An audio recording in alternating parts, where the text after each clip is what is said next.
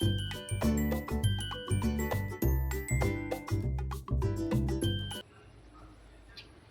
Everyone, स्वागत आहे तुमचे माझ्या एका नवीन व्हिडिओमध्ये। तर आज मी तुमच्यासोबत माझे संध्याकाळचे रुटीन शेअर करणार आहे। आणि आता 5:30 वाजलेले आहे आणि बाहेर जरा ढगाळ वातावरण झालेलं आहे। आणि आता मी इथे न्यूजपेपर हा वाचून घेते आहे, कारण तो मी सकाळी वाचलेला नव्हता। सकाळी सकाळी जरा कामाची धावपळ ही जास्तच असते आणि बाहेर ऊन खूप पडत आहे, त्यामुळे दुपारी मी थोडा वेळ आराम केला आणि आता निवांत बसून मी पेपर वाचत आहे।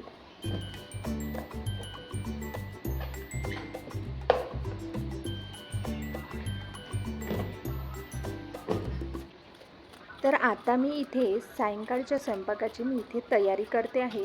उन्हाळ्यामध्ये मी सायंकाळी स्वयंपाक हा लवकरच करून घेत असते, कारण उन्हाळ्यामध्ये खूप गरमी होत असते।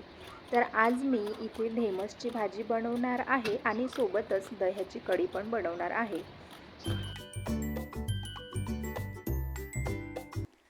तर इथे ढेमसची भाजी तयार झालेली आहे आणि इथे दह्याची कढी पण मी इथे बनवून घेतलेली आहे आणि सोबतच इथे मी कणिक पण मळून ठेवलेली आहे। पोळी आणि भात मी नंतर बनवणार आहे।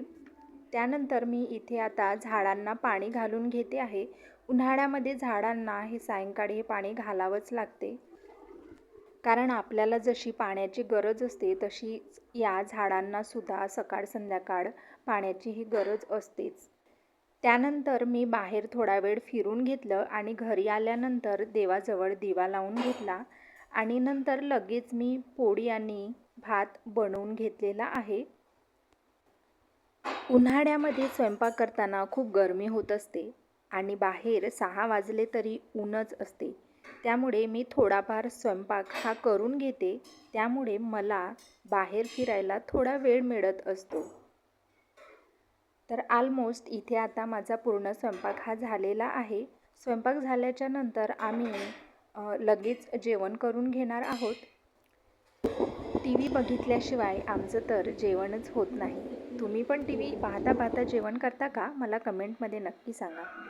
त्यानंतर लगेच भांडे घासले आणि किचन ओटा पण क्लीन केला। तुम्हाला व्हिडिओ आवडला असल्यास लाईक करा आणि चॅनलला सबस्क्राईब करा।